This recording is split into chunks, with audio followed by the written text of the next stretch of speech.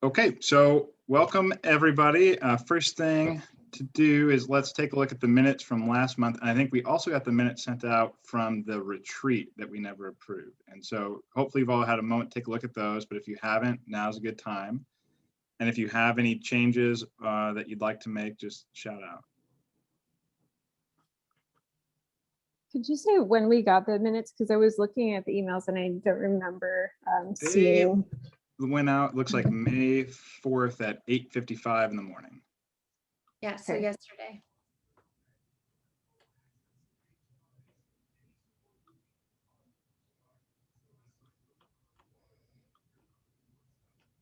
And the retreat minutes were 4 hours worth of minutes.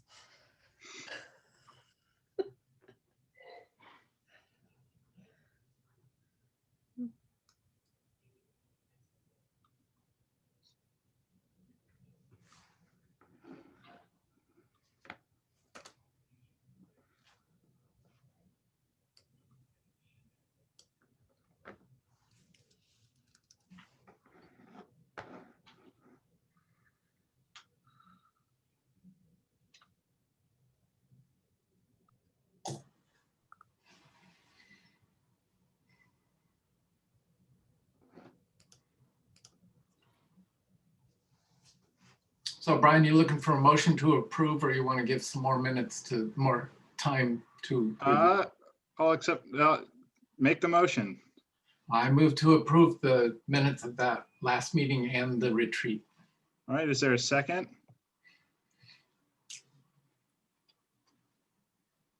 All right, I see a second.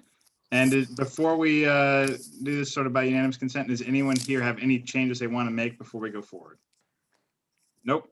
Okay, anyone opposed to approving these minutes? Nope. All right, they're approved. So next, Councilor Fagin, the City Council update. Okay, so since we don't have a city update tonight, I'm having a little longer than normal council update. So I apologize before I start. And I'm just, honestly, I'm just exhausted. So I'm gonna drop out after this. Last night we did 5:30 to 10, and it was a long night after a long day. So I apologize for that, but hope you all have a wonderful meeting. I will watch it, but I'm gonna drop out for a bit. Okay, so you're gonna have council candidates talk tonight. So the first thing on my list is vote. Everybody has ballots. Everybody has voters pamphlets. It's an off-year election. Your time, read, ask questions. It's wonderful that you're going to have candidates here tonight, but get the ballots in the ballot box, because that's the most important thing we can do as a city. That's an important race. Next thing on my list is budget time. So a lot of people ask kind of how difficult is the job of city councilor. And I like to say that my wife dreads May more than tax time, because May is when we get a 1,200 page budget and we spend 100 hours going through a budget and meeting on it. I mean, it is an intense document. It's a lot of work. I take it very seriously. It is one of my favorite parts of visioning, because in the time that I've been on council, we've been able to take the vision action plan and implement it into the budget document. So if you were ever to want to look at the city budget, you could see each department head aligns how they're spending money with the community vision. And so the work on updating the vision will update the priorities, which will impact the budget of the city. So again, you've heard me say it to all of you before, the work you're doing is really important and it is valued. And that is one document that we use regularly that shows that importance, and the new one's coming out. So it's a challenging time to balance everything we do with budget work. But it is, in my mind, one of the most important things we do. And so we'll be seeing that soon. I'm hoping we get it this week. I'm thinking it will probably be next week. Next, of important things that are going on, we interviewed a bunch of city manager candidates, and we've got 2 finalists, and it's been publicly announced. So the two finalists are going to be coming to Beaverton physically to do some interviews, and the interview process is going to be pretty cool. They will be interviewing with some of the employees. They'll be interviewing with our equity and inclusion team. They'll be interviewing with the department heads.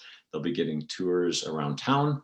And then they'll close and they'll be doing a couple of forums, one of which will be with the public. Everybody is invited to participate. It's the opportunity for the public to meet the candidates and provide input for council is next Thursday. So May 13th at 6 p.m. There's a link on the city's website.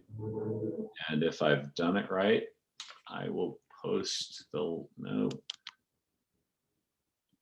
there we go. I'll post the link in the chat so everybody can follow that. We've already interviewed both of these candidates once. They're both strong candidates. It's going to be really important to get feedback on, did we miss something? Is there something that you heard in the interview process that you have concerns about? Is there something you absolutely love that the candidate has said? That feedback will be taken and given to council. We'll have Friday to digest a lot of that. And then our final interviews with the two candidates will be Friday afternoon. And depending on how council feels, as far as whether we're aligned or not, a decision could be made to make an offer that afternoon, which would then go into the process of hiring, which you never know if you can get the top candidate or not. So that process will take place the week after, and then hopefully before the end of May, first part of June, we'll be able to announce who the long-term city manager is going to be. The next thing I have is one of my stories that you guys have heard me talk about before, which is water. I sit on the Regional Water Providers Consortium. I chair it right now. I'll be done with that in June. The group is made up of all of the water providers in basically the north part of Oregon and southern Washington. The idea is, how do we work together to ensure water safety, water quality, water conservation for the whole area? If everyone remembers, in February, we had this crazy ice storm. And the ice storm came and a lot of areas in our region lost power. And the people that lost power included plants that make drinking water. We were fortunate. Our drinking water is manufactured out kind of near Forest Grove, and we didn't lose power. The other facilities that lost power were going to lose power for days. Most water manufacturers have storage capacity, so there's stored water that they can use to make sure people have drinking water. But the Tigard and Tualatin area were in trouble, that they could run the calculations and they knew they were going to run out of water. And what we were able to do as a community was take water from the Joint Water Commission in Forest Grove, pump it through pipes that the city of Beaverton owns. We have transfer valves at the south end of our city that link up to the Tigard Water District. Open those valves, give them water. And so Tigard was able to use water from Beaverton to make sure their residents had water. What happened then was that then Tualatin didn't have to use as much of the stored water. So we bought them time. And the region, by sharing, was able to buy enough time that the other water facilities were able to come back online, and nobody in Oregon or Southern Washington went without drinking water when that power outage happened. And there, it was close. But as a group and as an organization and as a region, we were able to work together and help each other and make sure that all of the residents of our area had clean and good drinking water. So that's one of those stories. We're going to do a deep dive into it in our June meeting at the Regional Water Providers meeting. And so we just had talked about it, and I was like, that's a cool story. And it's something that it's not something that we would normally talk about anywhere, right? I mean, there's really no forum for people to understand that this is how things work. And that's one of the things I like about council is you learn how things work. And then when you actually see emergency procedures go into place that make it so nobody had to think that they were running out of water, right? I mean, we were all able to go about our lives worried about power and ice and those kinds of things, but we never had to worry about, are we going to run out of drinking water? So that was my cool water story. The next thing is, because I see on the screen, Alexis is now here. You'll be doing a little bit of DEI discussion. Last night, one of the things we did on council that I thought was pretty interesting was we approved a transfer of funds.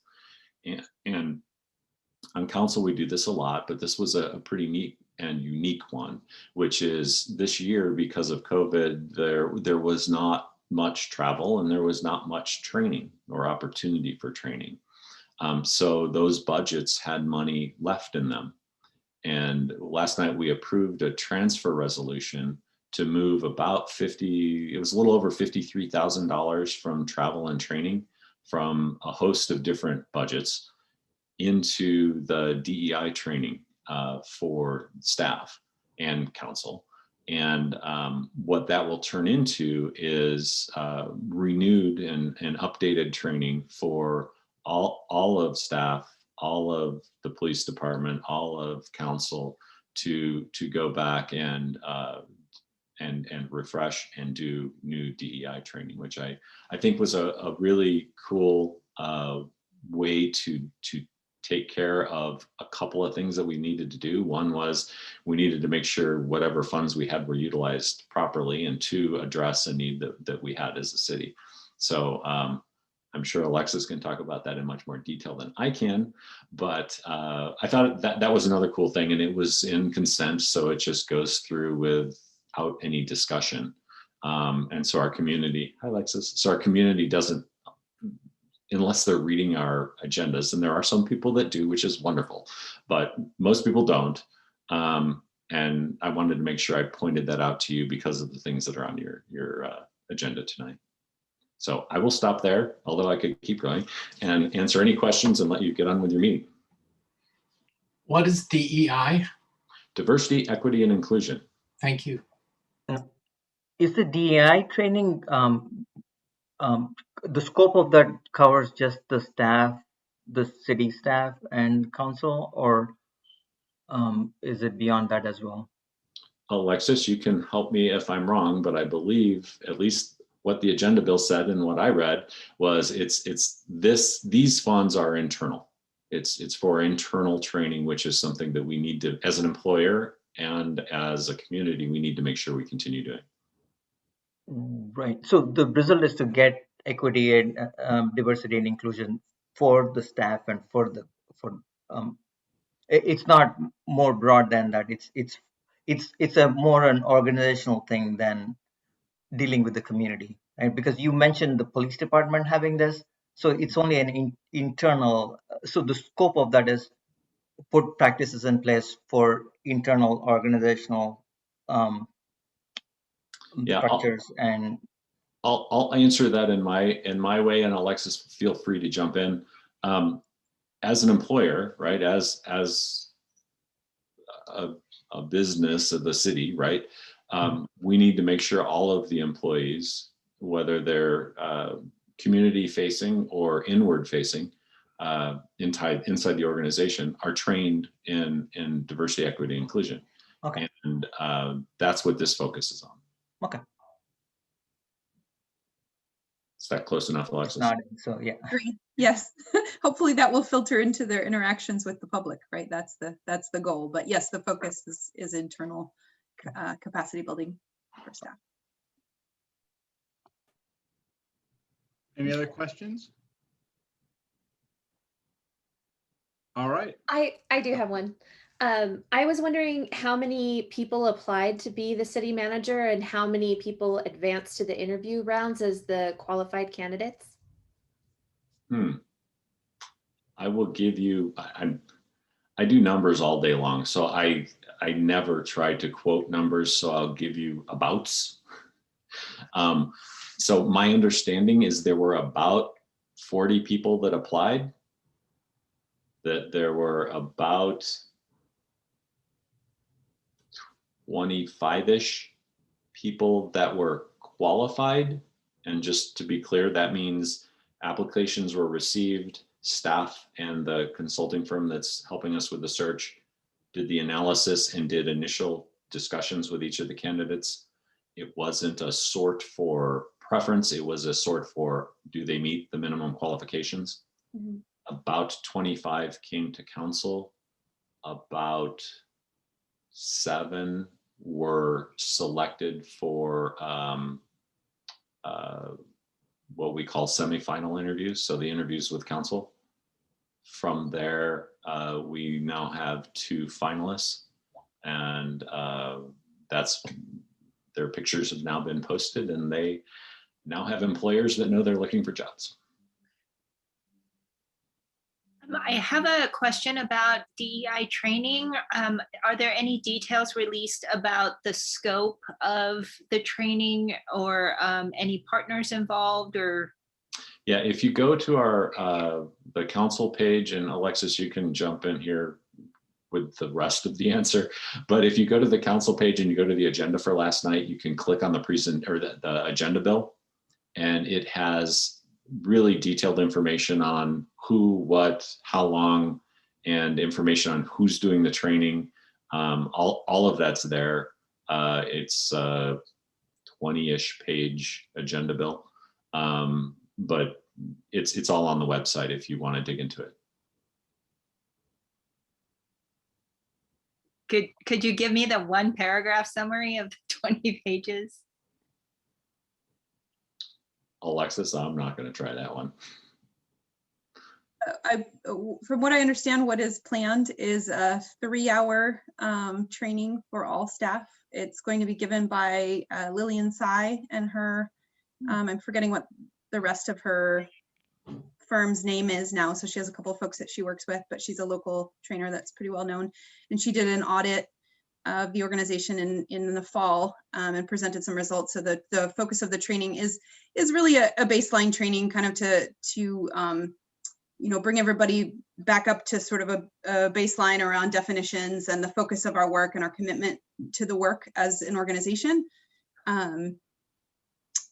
but also informed by that audit that was done sort of on interviews with staff and with department directors, et cetera, to try to see where the greatest areas of need are.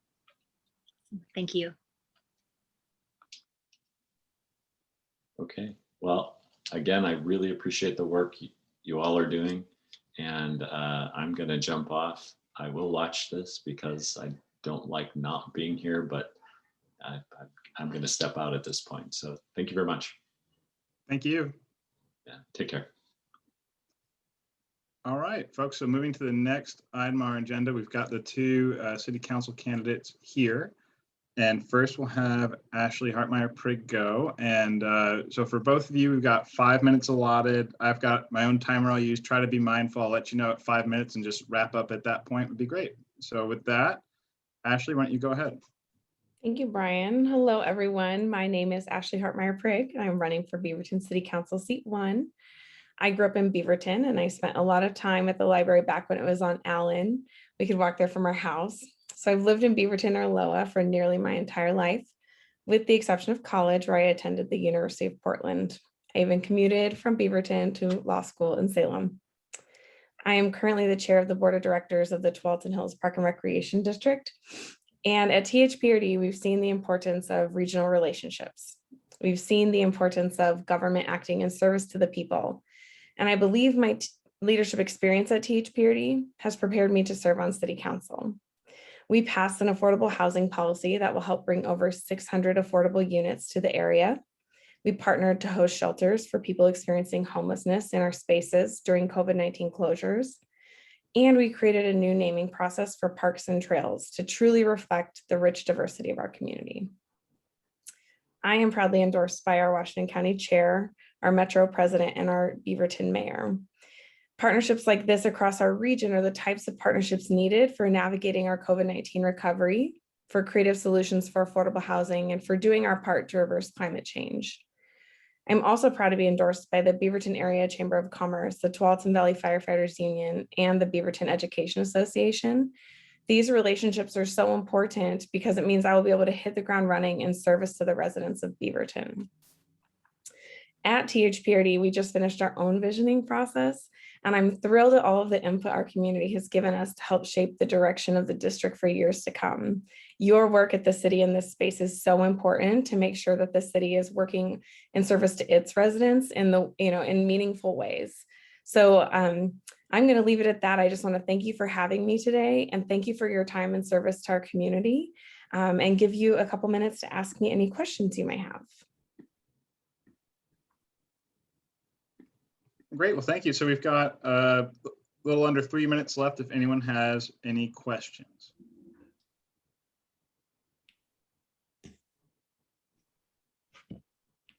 I see Christina's hand. Oh, thanks. So what made you decide to run for city council? Yeah, so the work that we did at THPRD on affordable housing is my main motivator to run for city council. We have kind of a limited scope of what we can impact at THPRD on the affordable housing crisis. It's more of an indirect effect by waiving system development charges. And the city has a direct impact on that, right? The city is currently working on Project C, which is an affordable housing development that so the city's in the business of affordable housing. And so I want to work on that issue specifically. That's why I decided to shift. My term at THPRD ends in June. And so the timing to me felt right to run for this, completion of a term. And if I win in 2 weeks, I intend to run for the full term next year. Yeah, that's affordable housing has been my main reason for making that switch. THPRD is a lot of fun and we do a lot of good work. Thank you. Thank you. Any other questions?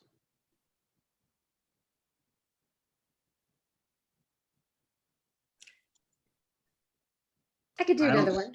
Do you have another one? All right. Yeah. We've got about a minute left. Do you have any, from the experience that the Park District had with its visioning process, are there any lessons learned that you think would be helpful for us as we're beginning that phase of going out again this next year and starting that phase over, for, like doing the third iteration of our own visioning plan? Yeah, I think one of the best parts of our outreach plan was we went to people where they are, right? So we didn't necessarily say you have to come to us. We did outreach with all kinds of organizations, with religious groups, with schools, right? With areas in the community where people naturally gather, right? And so we didn't just create an opportunity to come to us. We went to the community and we said, tell us what you want, like dream big, and our amazing visioning task force was prompted with questions that were just really open-ended, right? And even if someone brought up an idea that was something we already were doing, maybe, right? We never corrected or told them about it, right? We just wanted to dream big. We got like such fun answers from the kids, especially, right? About the dreams that they had for zip lines and splash pads at every single park, right? And so I think also making sure your questions are just really welcoming and inviting and open-ended, and no one can turn down swag. So if you have swag at your table for outreach, people will come talk to you. And that puts us right at 5 minutes. Perfect. If it's okay, I'll put my email in the chat. Certainly. Okay. And I'm just going to stay for a few minutes longer. I got COVID shot number 2, so the fatigue is setting in, but I'm very excited about this. So thank you for having me. Thank you for being here. All right, Jerome, I'll start the clock now and feel free to begin. You have 5 minutes. All right. Well, my name is Jerome Sibayan and I am a candidate for Beaverton City Council because I am a public servant and I want to serve the people of Beaverton with honor, integrity, and respect. My platform is the controversial notion that government exists to serve all of the people. I was born on Guam. I'm the son of Filipino immigrants. I was raised in Salem. I now live in the Vos neighborhood, just a few blocks south of the main library. I'm a veteran. I'm a retired Army Lieutenant Colonel. I retired after 28 years of service in war and peace around the world and throughout the United States. I am an engineer, a licensed professional engineer with bachelor's and master's degrees in civil engineering. As a former public works director, I understand the importance of infrastructure to a sustainable and resilient city. I am an educator with master's and doctorate degrees in history and political science. I've taught courses at Portland State University on healthcare inequities and human rights, and currently teach graduate courses on national security and critical thinking at the Army War College. Like you, I am a community volunteer. I have served the people of Beaverton through the Human Rights Advisory Commission, Social Services Funding Committee, Community Emergency Response Team, Beaverton Severe Weather Shelter, Beaverton School District Bond Accountability Committee, Metro's Get Moving 2020 Transportation Infrastructure Investment Team, and Home Plate for Homeless Youth Board of Directors.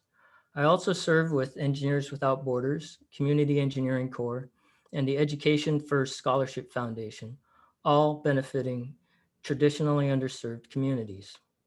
I'm grateful that my military pension and my ongoing teaching allows me to continue my long tradition of public service and to self-fund my campaign. If elected, I will donate all counselor compensation to local nonprofits doing great work right here in Beaverton. I just want to cover a few other points before I close. One is the self-funding issue. I am not a rich person, and I don't have deep pockets. I have made the choice based on my military pension that I think I have earned, that I will live frugally and I will give generously. And that's just the way I go about my day.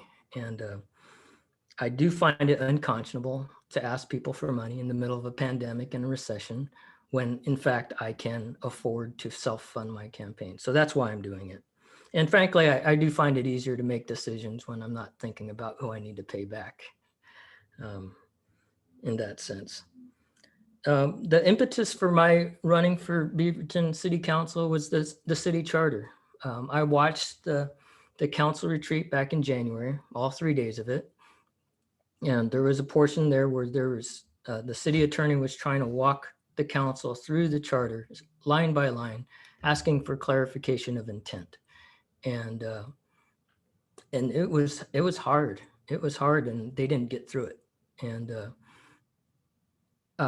full disclosure, I supported the new charter, so I intend to implement it in the most rational, practical manner while ensuring that the people have an efficient and effective government that serves all of the people.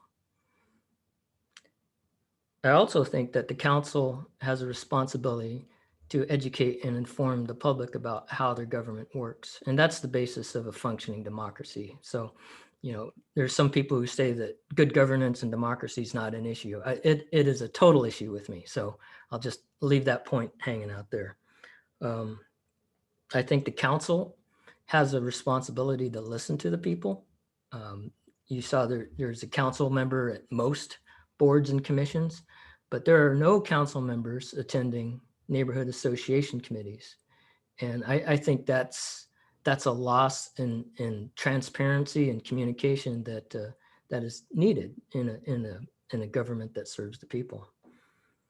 I think the people of Beaverton deserve to have a master plan. As a public works director, I know that there's this tool called a master plan that really lays out what the city would look like in 5, 10, 15, 20 years. And so, for example, we're having this conversation about what's going to happen with the community center just south across the street from the Beaverton Library.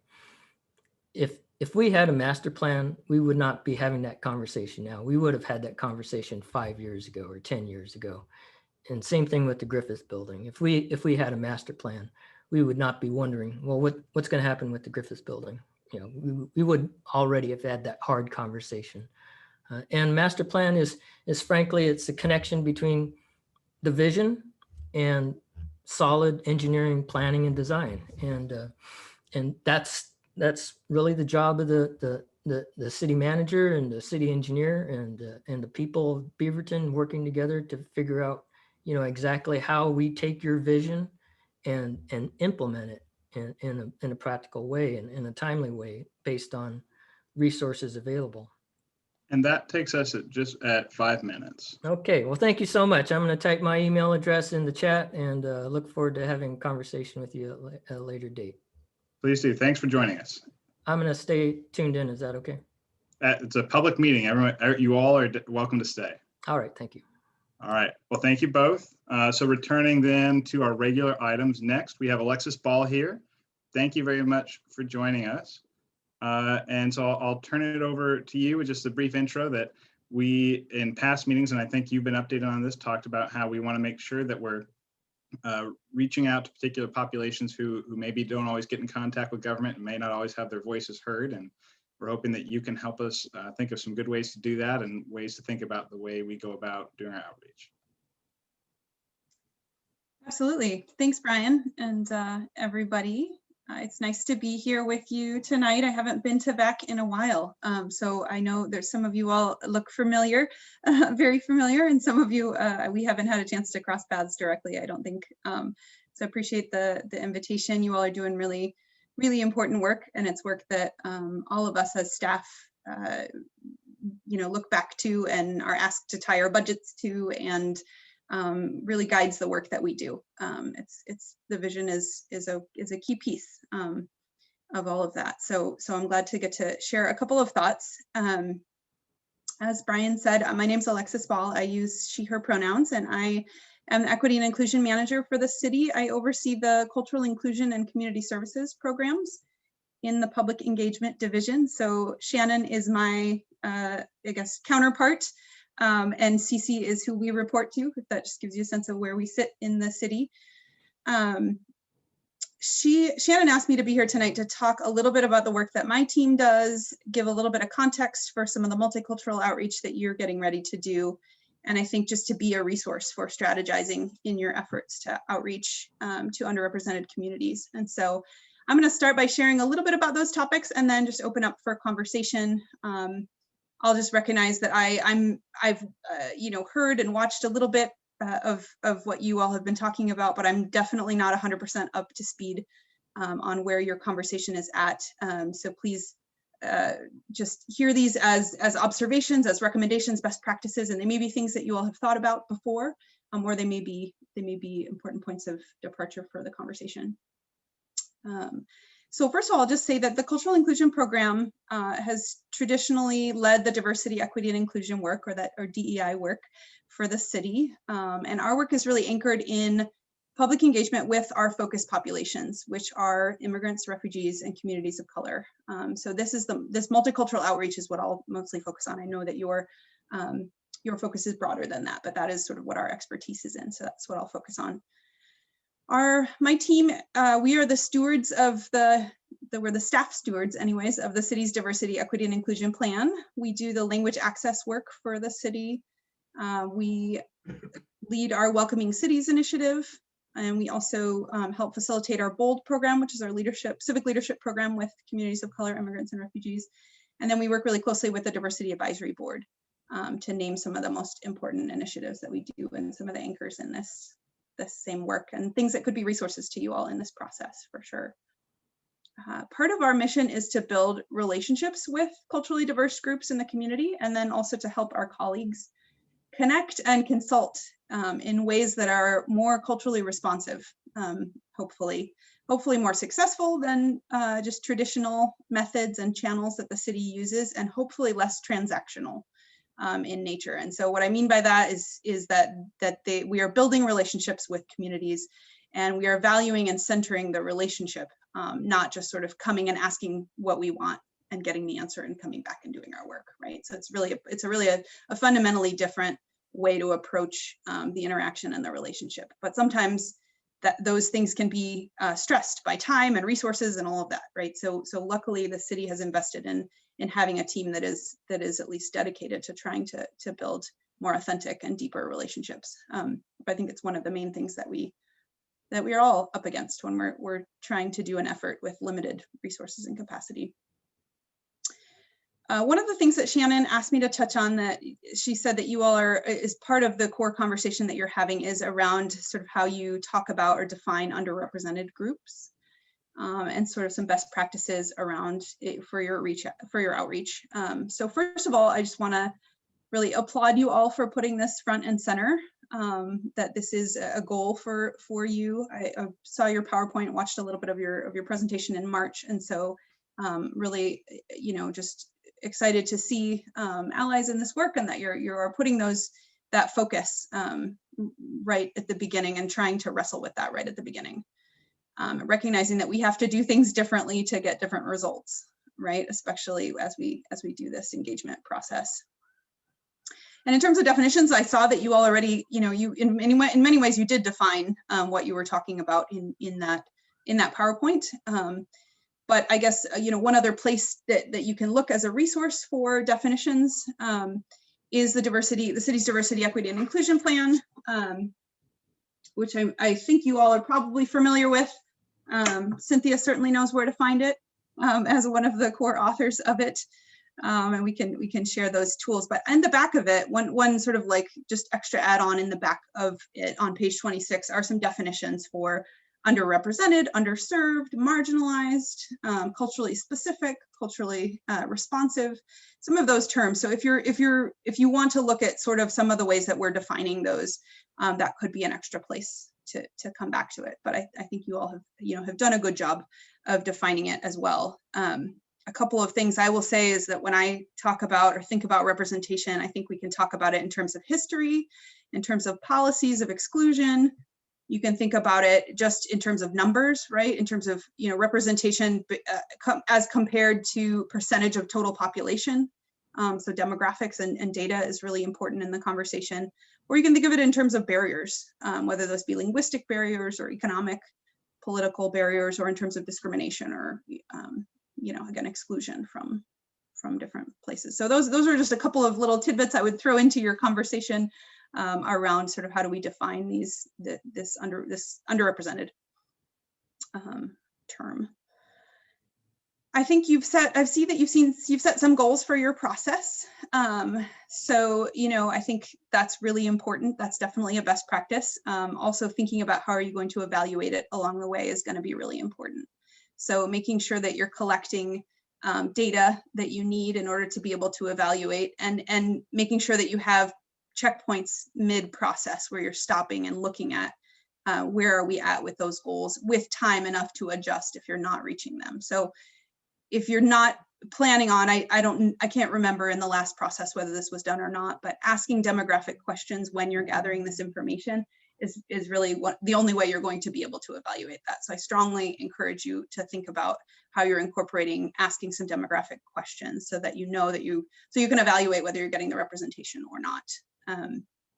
I wouldn't ask anything more than you need to know or that you're planning on using, but do ask what you're curious about, and be upfront about that and explain why, but ask that so that you can check in and we can adjust. One exciting thing is that Census 2020 data is coming out, right? So we're going to have some really updated and better data in terms of demographics for the city. So that will be something that will be definitely a resource in this process if you're setting goals specific in relation to percentage of total population, for example, of some of the different groups that would be recorded in those official statistics. Another place that I think is really important to think about, and that was an anchor for the diversity, equity, and inclusion plan, and for a lot of the work that we do, is a research study that was done a couple of years ago that's called the Leading with Race, Research Justice in Washington County. And so that's a resource also that is really great, and it really speaks to the lived experiences of communities of color in Washington County, and gives data and data points that aren't available anywhere else. And also defines and categorizes communities of color in a way that is regionally vetted and accepted. And so that can be a really helpful piece, and it's something that we turn to often. A couple of things when I think about how to reach communities. I mean, one thing I really want to emphasize is that there's lots of efforts already that are in place currently that are on behalf of the city, that are trying to reach communities of color and immigrants and refugees. There's the Downtown Loop project. There's the Downtown Equity Strategy, the Cooper Mountain Community Plan, lots of community engagement on public safety and all kinds of topics, right? And that one thing that we think about in the cultural inclusion program and as staff in public engagement is that particularly over the last year, although, more than that, if we think about sort of raising, increased awareness over the last several years, that culturally specific organizations have been inundated with requests. And often they are in the form of transactional outreach, right? So people coming just, in ways that sometimes are not particularly sensitive, sometimes don't come with any sort of, support for the amount of capacity that it takes to do the internal outreach that's being sort of implicitly asked of them. Sometimes are asked in ways that are tokenizing, oftentimes asked repeated questions that folks feel like they've answered in the past but have never seen any action or results from the feedback that they've given. So I think we just, it's important just to really think about how can we be strategic and how can we utilize some of the other relationships that are being developed and some of the other interactions that are happening already. How can we bundle those and collaborate and also use data that already exists. So I encourage you all to think about that, and I'm happy to help think about how to do that. Just a few other things, and I will stop talking so we can have a conversation. But there's so much to talk about on this topic, right? What you've asked me to talk about is like this is what I do. So I'll try to be brief with the rest of this. I think one key best practice I would say is to think about how you're involving communities or advisors or representatives of the communities that you're looking to reach early on, to make sure that what you're trying to ask is clear. Often one of the mistakes that I see, especially with communities that are less connected, is that we go out as staff and we're so immersed in whatever it is that we're talking about that we sort of assume that everybody has that same context for the conversation that you're trying to bring them into. And so you assume that you're asking a simple question, and really it's not reaching your audience, and it's not eliciting the answer that you're asking for. So I think spending some time testing your messaging and talking to advisors around how that will land and how it's phrased and what amount of background information is needed, even for a question about like, what do you see for your city in the future, is really important. I think knowing your strengths and knowing when to ask for help where there's gaps. So folks from communities that have a history of maybe not trusting or not having having reason to not trust government, aren't necessarily going to open up with their hopes and dreams to a total outsider, right? Sometimes it's going to be really important to have somebody from those communities to either build that bridge or even just to ask the question for you and gather some of that information. So how are we making sure that we're asking for or getting the city to help provide the funds and the resources to be able to do that, and utilizing ambassadors from the communities, et cetera. Offering as many ways to participate as possible. I'm sure you all have talked about this one. There isn't one best way for all people. Not everybody is gonna take the survey or do the focus group or do the whatever. We really do have to be as, offer as many different ways to participate. And then one thing that I would say from our program in terms of the fact that we handle all the language access, translation, and interpretation at the city, those are really important tools. But they're not everything. So if a message can't, isn't understandable or isn't articulated in a way or with the context that's needed, it won't reach your audience. If we have translated materials, but we don't have the outreach strategies in place or connections in place to actually use those materials, then we have some really beautifully translated materials that sit on someone's desktop, right? Or sit in printed flyers and never reach their audience. And so I think, or if we don't have that delivery strategy, then that's where we miss. And we do the good practice of getting those things into the languages that are needed, but we don't actually have the interaction that we're hoping for. So these are more than anything, again, some best practices, some thoughts, some observations, also just in working with other staff on other projects at the city, some things to think about. So hopefully that's helpful, and please, love to open up to questions or conversation, or just sit back and listen and see where else I can be useful. I think that was very helpful. So thank you very much. And I'm sure folks have some questions because this is what we've been talking about a lot over the last few meetings. So feel free to shout out folks with any questions you might have. I was wondering what the 7 languages are that the city typically translates things to. Sure, yeah, so our language access policy currently stipulates Spanish, Chinese, Vietnamese, Korean, Japanese, and Japanese, Russian, and Arabic. So we have 3 tiers based on frequency of English language learners. Spanish is definitely a must because there's a, over a federal threshold of low English language or English language learners that speak Spanish, but the others are important if we have the supports in the outreach plan to get them to the folks that we need to. So vision would definitely be a priority. I'm looking at the demographics and income profile from the Beaverton city link that I think Shannon sent out earlier. The categories there are different from the language-based categories you're talking about. They just have other than white, black, American Indian, Asian, Pacific, and other. And I think probably they have Hispanic all grouped into one. So that's different from. I assume that came from the census data. So the first thing I'll say is that racial and ethnic breakdown of the population doesn't necessarily match that language data because the language access policy is based on the need for language assistance, right? So we're looking at numbers of populations that have the lowest levels of English or most likely to need that interpretation. And so that's where that's what those numbers are based on, which is different than demographic makeup. Does that make sense?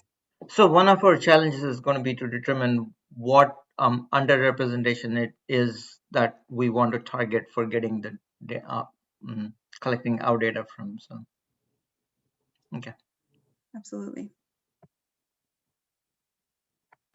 Hey, I had a question about I have a few questions, but we'll start with this one.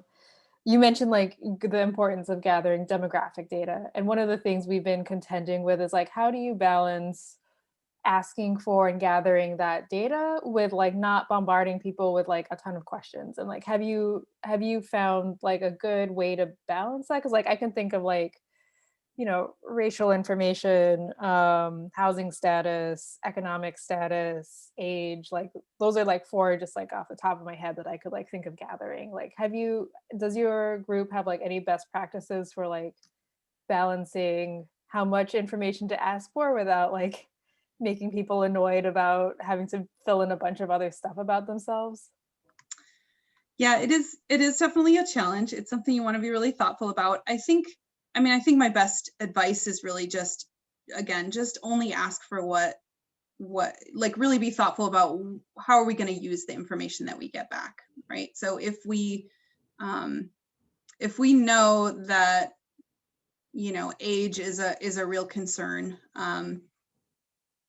and we're going to look at that midway through the process and say, whoa, we really need to do more outreach to youth or to elders in our community, that is worth asking, and you just ask the fewest number of questions as you can, or maybe in some scenarios there's a way to split up the gathering of that information so it's not all just like all at once. Like maybe somebody has to register and that for an event and they fill out some of that there, and then while you're actually within the conversation or you're doing a outreach to a certain community, and so you already sort of know 1 or 2 of those. But yeah, there isn't at some level, there isn't a way around asking a few of those questions. And I think some people are hesitant because they're worried about how will people respond to being asked, like, well, why do I need to provide my racial demographics to fill out this survey, right? And my response to that would be twofold. One, it is actually very, very common at this point, at this day and age, right? This isn't 10 or 15, 20 years ago. It's very common to ask these kinds of questions. So I would counter with that. And then I would also say that I think what it takes is explaining to people why you need it and what you're going to use it for, and just being upfront about that in simple ways. I don't think it has to be 3 paragraphs. I think it can be a sentence or 2 that says your intention about that. And then also to know that some people will push back on that, because we're all in this process, right, of evolving around our awareness around diversity, equity, and inclusion and its importance. Thank you.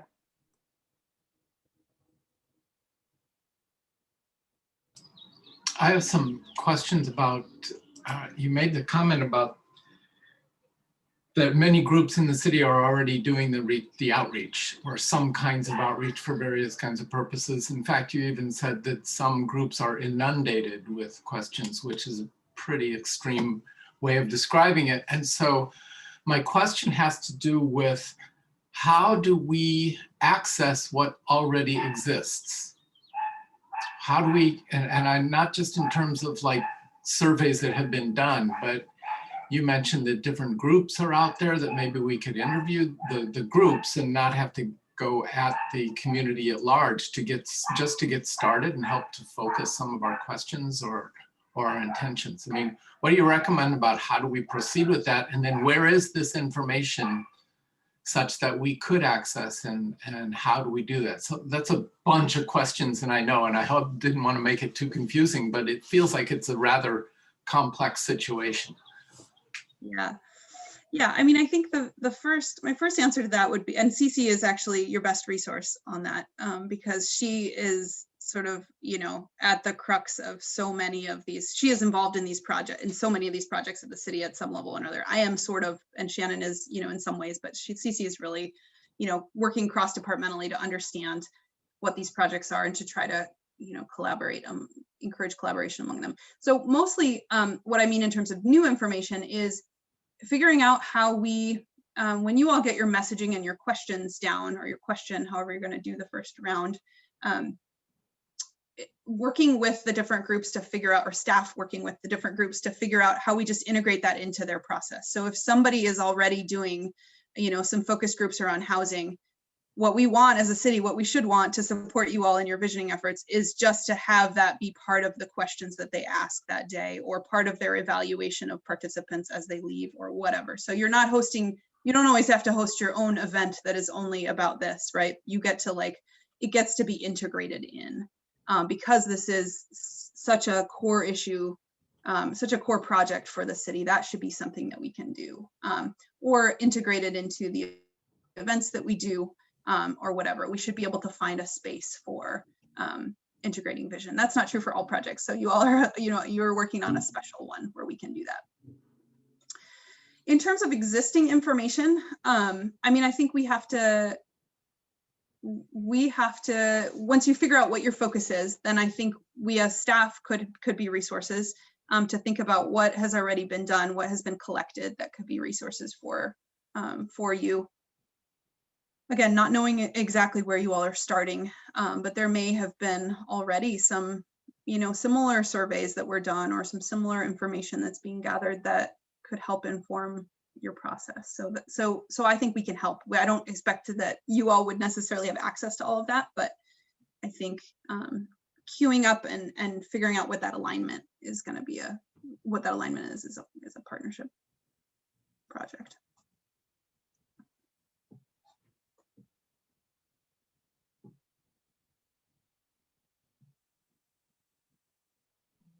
Do you all know what that first question is, or you haven't gotten there yet, probably, because you're talking about your strategy?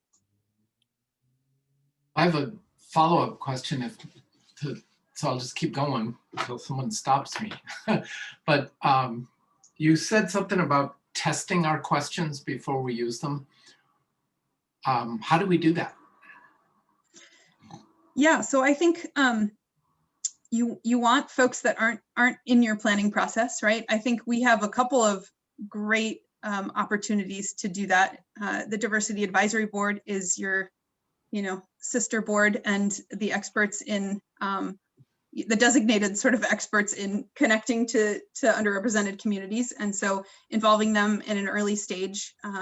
Not so much to just say, oh, give us all your contacts or help us connect with people, but also just to say, look, like we want to test this out. We need your advice on how does this land, and also how to, at an early enough stage, I think could be really useful. We also have, some other groups that we work with, for example, are the graduates of our BOLD leadership program that I think, we could think about involving or asking that question. I think about sort of what's our sort of first rung of advisors or community people, of which you all are, boards and commissions are a part of, right?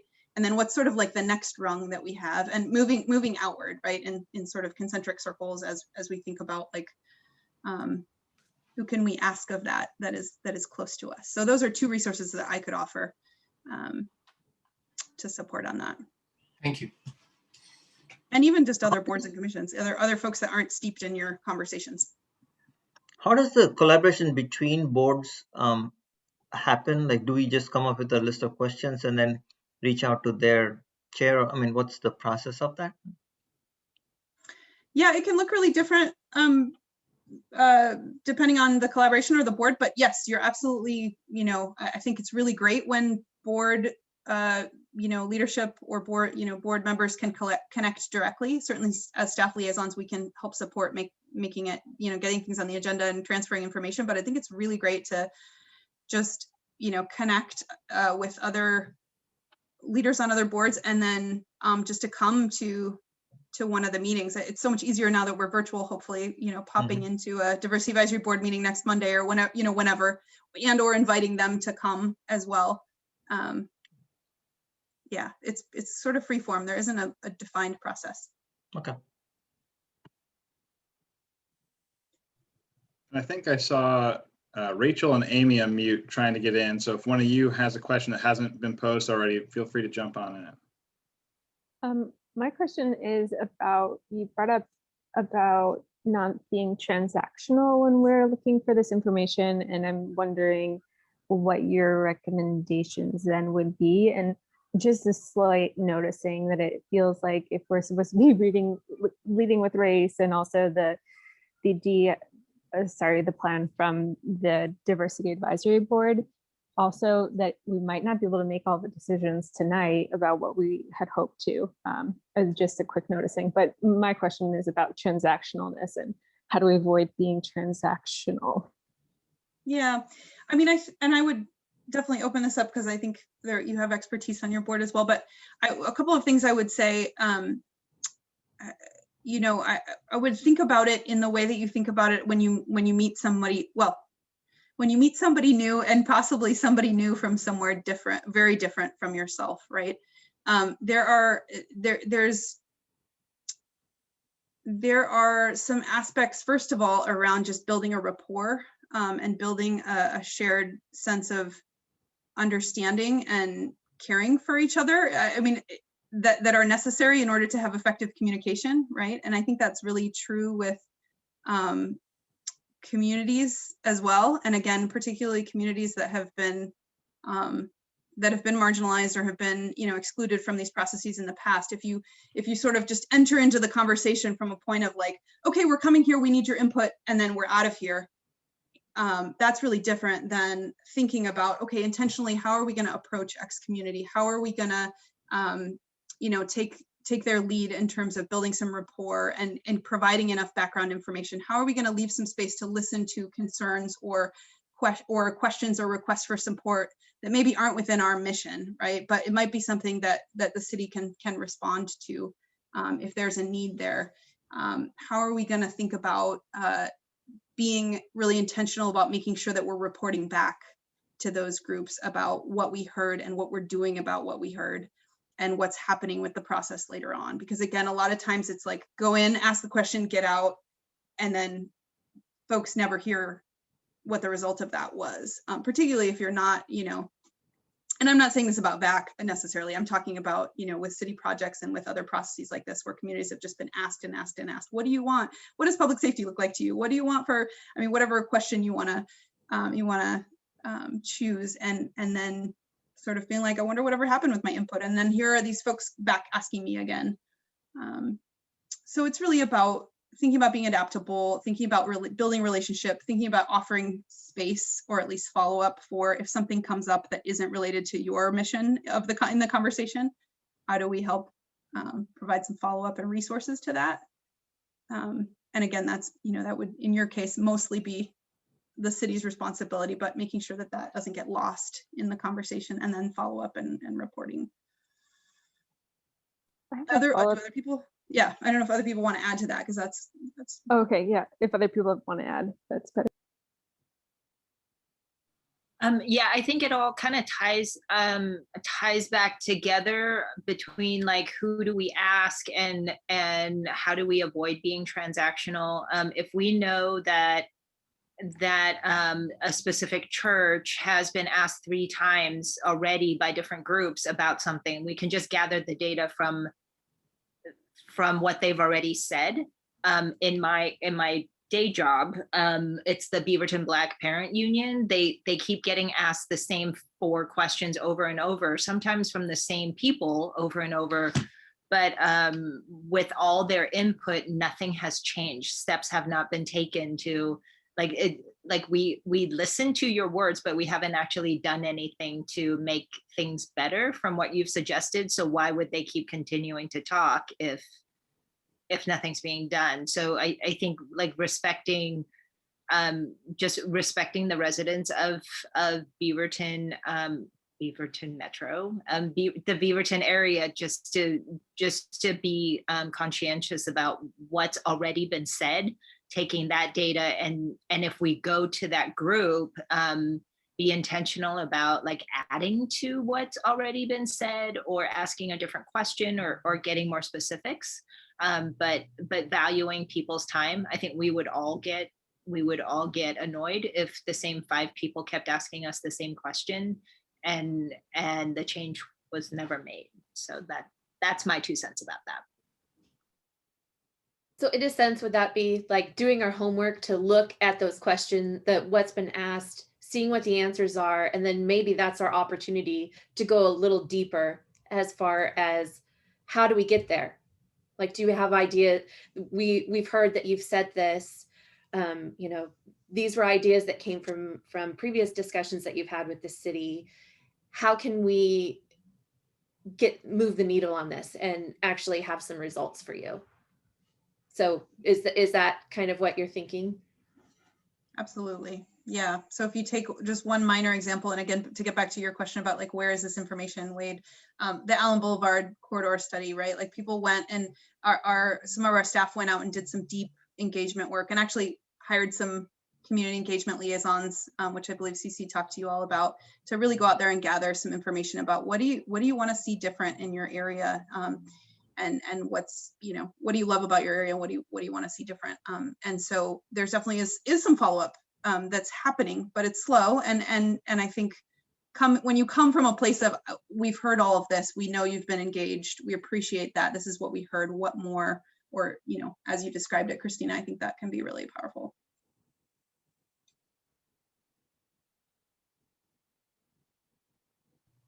What are those engagement coordinators? I don't think we have heard what an engagement coordinator is. I'm not sure if at some point, I think CC was going to share with you, there is a model, and I don't think you all have gotten to the point of, thinking about putting out your RFP, but there is a model and an organization that does some contracting work for the city of Portland and some other places. It has done a little bit for city of Beaverton as well, that, hires leaders and elders in specific communities to go out and do work. And so they sort of help with, the organization itself helps with sort of, gathering these folks, employing them, orienting them, helping to bridge between the city and these folks who are sort of these cultural translators who help, again, think about the message, think about how to reach folks. And then they already have these, friends and neighbors and community that they're connected to, that they can go out and sort of ask these questions for on behalf of the city, that cuts down on that time for this is who we are, let's introduce ourselves, let's explain what the project is, let's build some rapport, build some trust. It can help cut down on that. So there is one in particular organization that does that I think CC was going to share with you all, but there's, you're not to the stage of contracting yet, but just know that there are resources like that out there that have some structure already. Are those what you would consider those trusted voices, those trusted leaders within those communities? That's what this particular firm employs, is, yeah, tries to employ some of those folks to do that.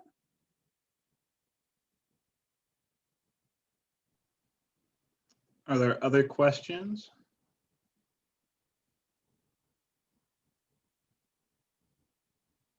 I had a question about Rachel's question, or like a follow-up on that.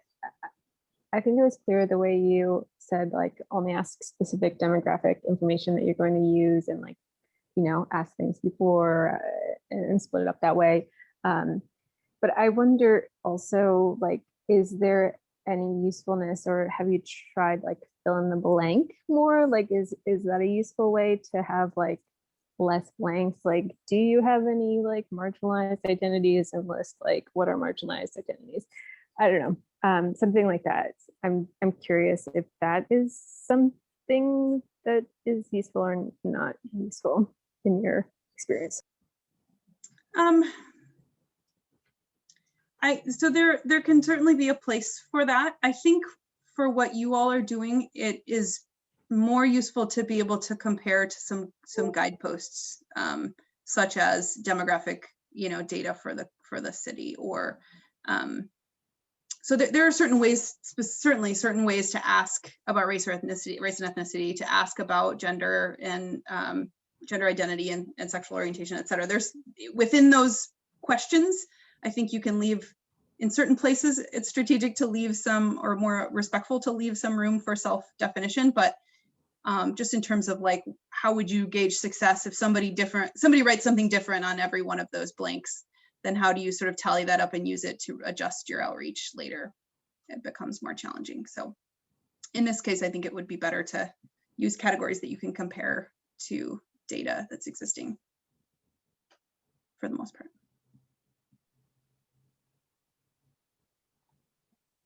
I have a question.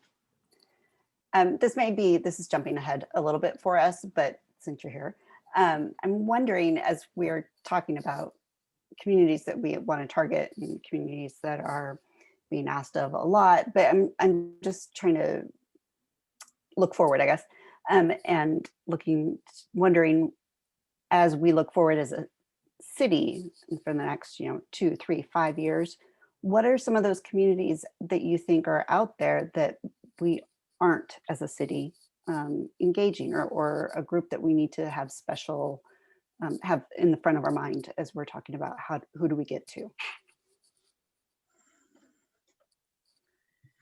Yeah, I mean,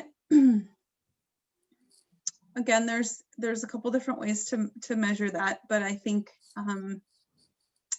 one thing I will say that is, earlier we talked about what the different languages are that are in our language access policy. We're getting ready to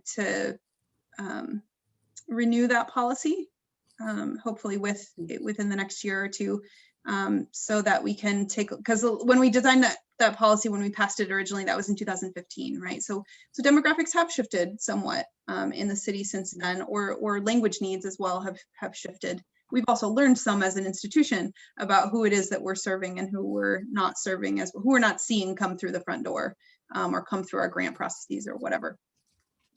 So I think there's both demographic shifts and also more experience now, but we also still have some gaps there. So I'm answering in sort of a very general way to say that I think we would have to really drill down and look at what data is important to us. And for example, I don't know what data is available from the last time the vision was done, but that could be a really great place to start if there is data available, to look at who were we able to reach more easily and who did we miss.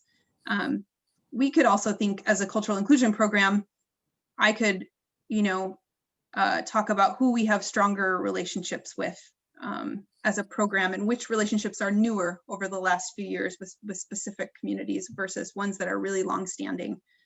You could also think, you could also think about this in the way of sort of what the infrastructure in the county looks like. So there are certain culturally specific organizations that are really strong and really robust in the community. And then there are others where we know that populations are going all the way, to the Portland area to gather with community because there aren't organizations or there aren't community centers or spaces where folks are gathering.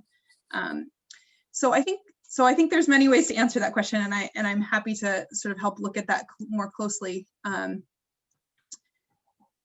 But it's definitely one that is evolving and has evolved since the last time the vision was done, and since the last time we did our language access policy and all of that. Yeah, thanks. Those questions, help solidify it for me. So thanks. Yeah, thanks, Amanda.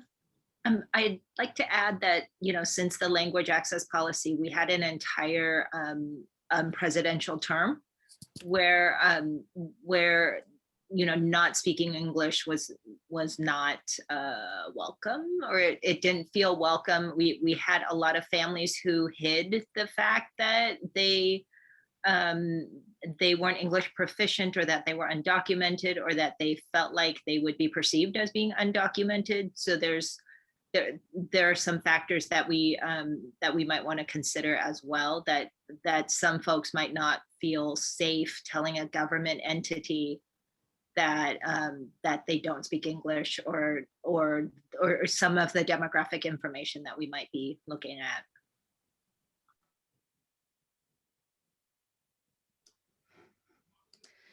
I have a question that will impact the presentation that the subcommittee is going to be working on later. I'm not sure. Are you going to be sticking around, Alexis, or are you going to be leaving? I certainly can, if that's useful. I'm not sure exactly what you all are doing next. So one of the ideas that we had was to be able to have, just for those opportunities that we can get a postcard, like get something to people that they can potentially start to give us some feedback for the visioning work. We just want to take advantage of any opportunity, but we wanted to include an online option for people if they weren't comfortable writing. And then also the postcard that we have right now is written in English, but we wanted to have those same questions translated, but available on the website. So I'm wondering if on the VAC page, if there's an opportunity where we can have have a dedicated area where people can select their language that they would like to respond to a survey in, and then have those questions there that if they wanted to do it online, they could, and then it would be available. And so I'm just wondering, within the guts of the city's platform, if that's possible, and if you've done that in the past.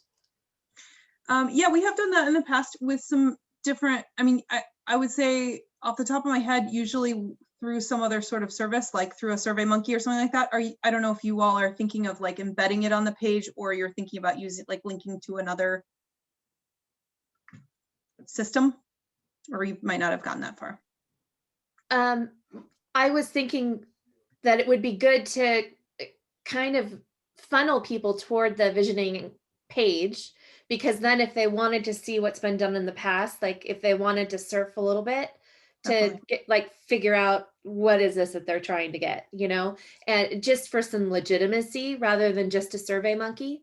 Because then if there's an entry point on our page, and then they can select like whatever language and then respond in the language that they're most comfortable with. Yes, we could do that. I just think that if it looks like a more official website than a SurveyMonkey, you don't really know, your information's going somewhere. And yeah, I'm imagining almost maybe you have buttons, big buttons with the language in different languages, and you get to click on yours. I think that makes a lot of sense, and that would be what our marketing team would say too. Please point back to your page, point back to a central page, but then we can link to wherever that data is getting collected. Great. All right, well, I think this was a really good conversation. Alexis, thank you very much for being here. This was very helpful, and it's going to help us move forward in a purposeful and direct manner. So thanks, and I'm sure this won't be the last time we talk to you. Absolutely. Thanks for the invitation. So thank you very much. So moving forward, I think we need to skip the phase 2 planning. we don't have time to dive into that now. And I want to address what the subcommittee has done because they spent some extra time this month doing some work for the good of the order. So I'll turn it over to whomever from the subcommittee wants to talk about what you all did and what you found and decided. Yeah, I can share my screen. Or Christina, did you want to? Okay, all right. I was going to volunteer you. Perfect. Let me share my screen. I don't usually do this on this computer, so let's see how it goes. One moment, please.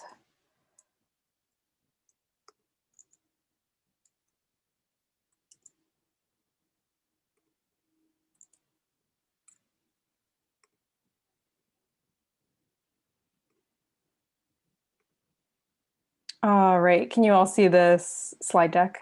Perfect. Okay, so I'm going to present mode. All right, so what Christina, Amy, and I were looking at is the postcard for, these outreach opportunities that pop up that we get informed about. And some of our our goal was look at the postcard that was created and determine whether we want to make any changes. And our priorities were asking questions that make the community members think about what they want to see in Beaverton in both the short and long term, increase participation because the postcard we had distributed at the last event did not get any responses, as well as uphold our goal of reaching underrepresented communities. So this is the previous postcard we sent out. We ask what topics or issues are most important to you, how can the city better serve you, and how can we connect with you in the future? And we have some information at the top about what it is we're trying to do. And we ask for their name, phone number, email, and mailing address. So some of our proposed changes, sorry, I'm just moving some Zoom things around so that I can actually see. Oops, go back. So our proposed changes to the questions were basically the first one is consolidating the two that we had previously, which is what topics or issues are most important to you and how can Beaverton better serve you. We also wanted to add in a question about sort of forward looking, what do you want Beaverton to be like in the future, like 10 plus years from now? And what do we need to change now to reach that vision?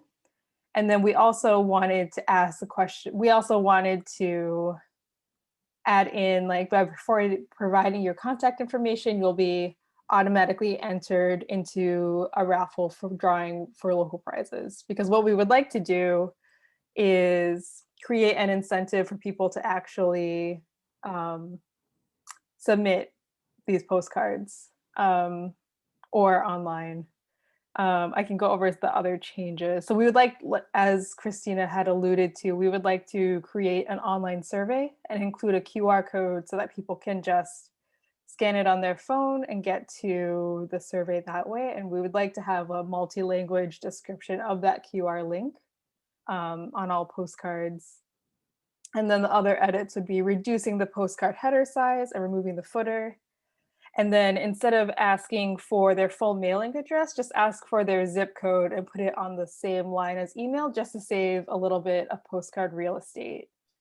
And that's also because people may not, this is so impersonal to be handing someone a postcard. They may not want you to have, they don't know what you're going to do with their address. And if they're afraid of someone coming to their home, we don't want to pose a threat, but we felt like there would still be some demographic information that we could pull, or to at least say, they're from this neighborhood or this, this part of the community, kind of thinking about what Cameron had talked about with in some of the previous discussions that we had had.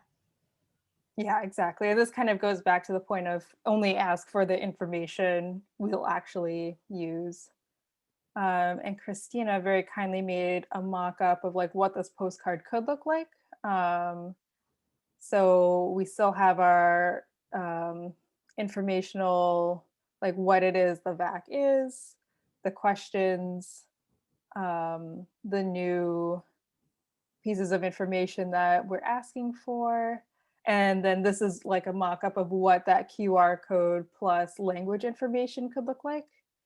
And we wanted to like, you know, if we do go down this road of like offering incentives to local businesses, we wanted to make that information as accessible as possible on this postcard, because we may not always know like what language postcards we're going to be sending to each event, and like who's going to show up at those events. And I'll go into like what we had thought of as like a possible incentive program, since it sounds like we probably will not have budget to do some sort more sort of what's the word, like we won't be doing any stipends for like this type of outreach. What we had been thinking is just to interrupt for a second. Yeah.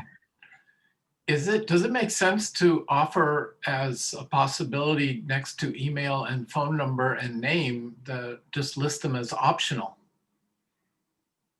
We could. For those who don't really want to participate in the raffle, but are giving us information, if they don't want to be contacted, I think they should have that option. Yeah, I think we can. That's definitely something we can talk about, whether we want to just mark that as optional. Yeah. The incentives we were thinking about was like, it's easy to like get a postcard and be like, oh, maybe I'll fill this out, and then like you find it 3 months later and like under like your stack of mail, and then you throw it away. But if there's a chance to win something meaningful, we think people are more likely to respond. So our sort of proposal would be gathering $20 gift certificates from local businesses, which would mean, you know, probably members of this committee going out and asking for those donations or getting some sort of budget to fund those gift certificates. And the idea we had would be like run a drawing every 2 weeks for while prizes last. And then to be eligible, respondents would either include their email or phone number, just so that we have a way to let them know that they won. And anyone who submitted an eligible response stays in the raffle until they either win or prizes run out. Some things to consider if we do decide to go down this road would be the administration work of that raffle, and providing, you know, if there are donors, providing them with some sort of acknowledgement online or in the final report for helping support the work that the VAC is doing. And that is it. Those are the proposals we have. And Christina and Amy, please jump in if I missed anything in this.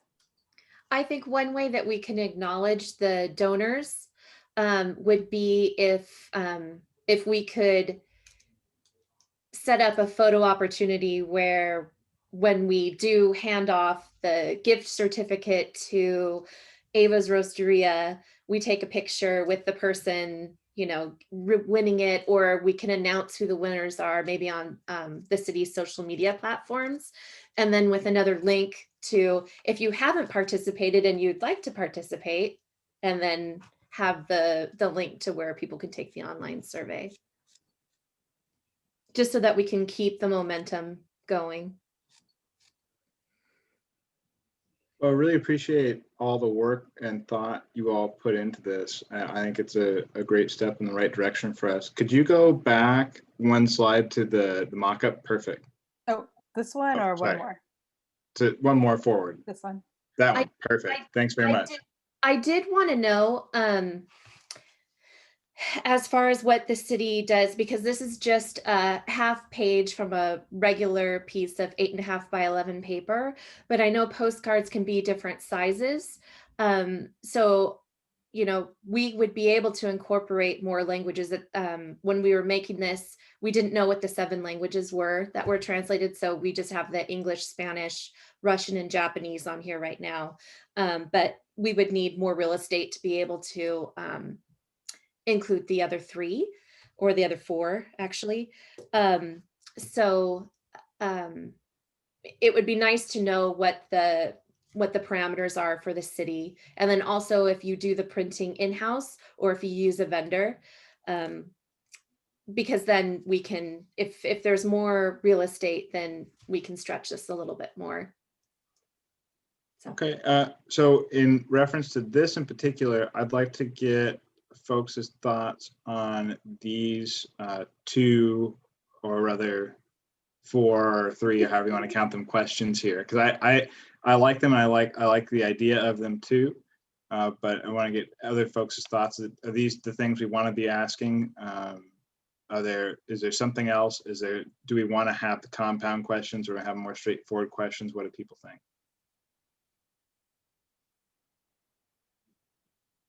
I actually like having the compound questions because I think that, like, especially specifically in the second one, if I'm like, I don't know what I want Beaverton to be like in the next 10 years, but then I can say, oh, I have an idea for how you can like get stuff done though, or vice versa. So I think that even though there's a small space there, I think that compound questions give more entry points for people to feel like they can offer feedback or have something to say.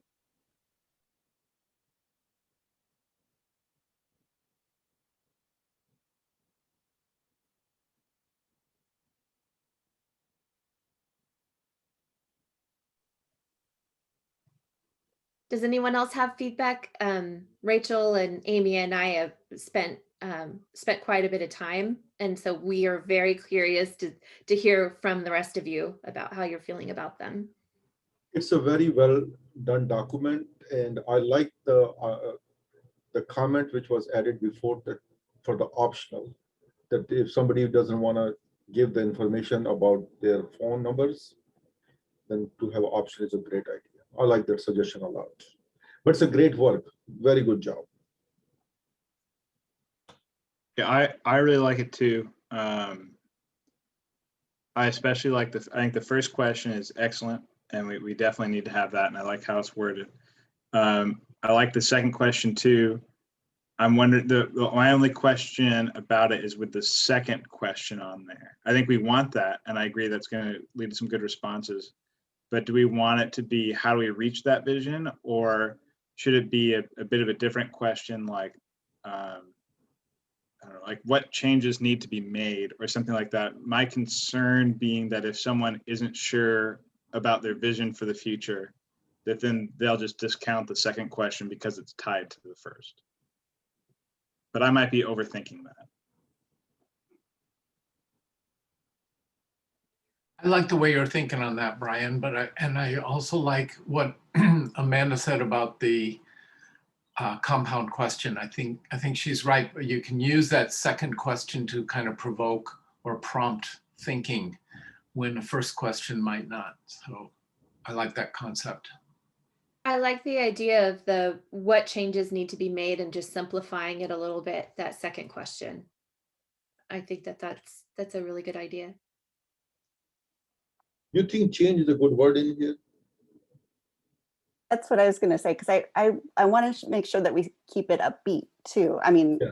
We will get complaints and we want to hear complaints, but I'm curious, like, what do people love about Beaverton? I know what I love about Beaverton. I want to hear what other people, and how do you keep that going, or how do you add on to that rather than change? I don't want to go. Change is a negative. Change gives you a negative direction, though. That it means we're doing something wrong. We got to change the direction. Well, you could do with the first question, you could ask a second compound question about what do you love about it? My question to the group right now is what different answers are you anticipating between the first set of questions and the second set of questions? That's a good way to ask. Yeah, good point. Good way to say it. Yeah, so the way I thought about it was, you know, I have a lot of things like that I want to see now. Like I can think of like the crosswalk that I don't feel safe at. I can think of, you know, things that are happening right now that I feel like can be solved. But then there's like a different way of thinking about like, you know, future me, right? Like what do I hope to see later on? And I think when we were thinking about these questions, at least what I wanted to tap into is like, let's project into the future. And like, you know, it's easy to think about the things we don't like right now, but like, where do we want to see ourselves in the future is what I really wanted to get at. And like acknowledging that will take work and time, but like where do we want to be after that work and time happens? So the first question is to elicit a response about what change we want to make now, and the second one is more aspirational for something long term. Yeah, and like I could even see like, what do you want Beaverton to be like in the future? Like I could imagine like, I want there to be like more green spaces or something. Like maybe you already like the green spaces. Maybe there's like even you want to see more of that throughout the city, or I don't know. So I don't know what other people will say, but like I can see the second question being more aspirational in some ways than the first. I think the first one's people are going to have more specifics. And I agree that the second one is more conceptual. It's more like an essence of the city, more like overarching themes that will emerge. But I think like, yeah, I can see people saying, well, climate change specifically is very important to me, or feeling safe at that intersection is important to me specifically. But then we get into some of those bigger driving theme pillars with the second question set. Well, I think I want to be respectful of folks' time, because we're pushing past 8 a little bit, but I don't want to kill the conversation if it's going to keep going in a productive way like it is now. But as a general rule, are folks on board with these sorts of questions and the idea that we have these 2 questions and maybe we have some changes to the wording, but overall this is the direction we want to go? And that's what I'm feeling from folks. Do people agree with that? Yeah, and nice work, subcommittee. And I like let's go back to the subcommittee. If they can come up with some second alternative, maybe we can discuss that, because they have done an amazing job. Yeah, I agree. This is great. So what I would ask is that someone from the subcommittee send an email to Shannon with this PowerPoint and this mock-up. And then if you could include me on that email, and then we can work with Shannon over the course of the next month to see what our like space constraints are with the city of Beaverton. If they have folks who generate these flyers on a more regular basis who have comments on either the formatting or particular wording. But I like the way this is going. I think we all like the direction this is going. So this is great. Thank you very much. Can I make one last comment? Continue that in that direction. Brian, can I make one last comment? Yeah. For the second question, can we get some kind of input from CC, or if they're available, maybe I'm not sure, they're so busy, that if they have some thought, CC or Alexis, if they can quickly, if this question be run by them, and just ask you their opinion. By the subcommittee, though, we should not undermine their work. So it is a subcommittee's baby, and let them run with it, though. Absolutely, and you all should feel free when whichever one sends out the email, include CC and Alexis or other folks on it, so that way they can then see and be a part of this conversation, because I think this is going in a great direction, and I'd like to finalize it over the course of the next few weeks so it's ready to rock and roll. Sounds good. This may be something we table for next time, but do people have thoughts about trying to increase participation with the raffle idea? Or maybe that's something we discuss later. Brian, I'll leave that question to you, I guess. I think let's bring that back when we come with I'd like to have a final form of this for the board to see or for the committee to see at the next meeting. And let's talk about that thing, because I think that could be a really substantive conversation, and folks may have to jump off. Cool. But let's definitely make a note to make sure we get that on the next agenda. I would want to note, so right now that QR code is heading people back to the VAC page. So before we could distribute these, we would have to have the questions translated and have the infrastructure on the website, so that's an option that's working for people. So that's going to be another hitch that we'll have to, or another hurdle that we'll have to jump before we Okay. distribute. Good point. Actually, the next step in this process is that I would arrange for a marketing intake with our marketing team, and you would give that presentation to them. And then they would talk to you about the feasibility and efficacy of what your plan is and make recommendations and any changes. They also have someone already that they've hired to do the graphic design work for it. And they will also recommend like what format you want, because the postcard format may not be the best format for what it is that you're trying to do. So I'll talk with the subcommittee through email later and we can make arrangements for doing that. Great. Well, that sounds great. And especially you have a marketing team involved with their expertise and everything. I'm excited. This is excellent. So I think next, does anyone have any comments for the good of the order or things that they want to share about other groups they're involved in, things coming up that we should all be aware of before we sign off for the night? I did have one thing, which is that the city has applications open until the 23rd for the Climate Advisory Task Force. I don't know the exact URL link or anything like that, but they're looking for folks from underrepresented communities and like younger folks. So it's like 16 and up who can be on that board. And it's also going to be compensated. It's $50 a meeting, but it'll be like another board and commission type thing. So I just want to encourage, if you know anybody who you think should be on that board, to just ask them to apply. Thanks. Excellent. Thanks for sharing that. Anything else? Yeah, Okay. I would just share that the Loop project, working on the loop from Watson and Hall from Southwest 5th to City Hall, is looking for people who live downtown, especially people with kids who are lower middle income and who have disabilities, to interview about their lived experience on the loop. If you or anyone you know would be, and they're offering us a small stipend for those people that interview. If you or anyone you know would like to offer input on how to make that area more pedestrian friendly or friendly to public transit, let me know and I will get you in contact with the project manager. Excellent. Anybody else? The Mayor's Youth Advisory Board applications are still up. And so if you know of any high schoolers who might be interested or a good addition to the Mayor's Youth Advisory Board, please encourage them to apply. And I've put the link in the chat. Great. All right. Well, thanks everybody for another productive meeting. I'll see you all next month. And hopefully we'll have close to or a final project on that postcard or whatever the final product ends up being. So thanks everyone. Special thanks to the subcommittee for the extra work you put in over the last month. And I'll see you all in June. Bye-bye. All right, bye.